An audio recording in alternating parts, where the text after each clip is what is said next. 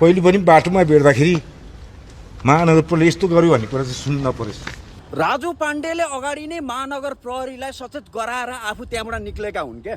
अहिले आएर के भयो भन्दाखेरि एकजना राइडरले पासपोर्ट अफिस अगाडि बाइक रोक्दाखेरि महानगर प्रहरीले व्हिल लक लगाइदियो। व्हिल लक लगाइदिइसकेपछि उसले आत्मदाह गरे।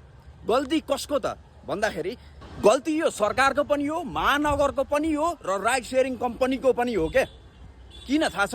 राइड सेयरिङ कम्पनीले विदाउट ट्रेनिङ पठाइरहेछ क्या। कहाँ पार्क गर्ने भनेर उनीहरूलाई नबुझाइकन यत्तिकै पठाइदिइरहेछ। जतिजना छन् यहाँनिर काठमाडौँभरि काम गर्ने उनीहरूलाई म्याप शुद्ध हेर्न आउँदैन प्रायलाई, धेरैजना भन्दिनँ म।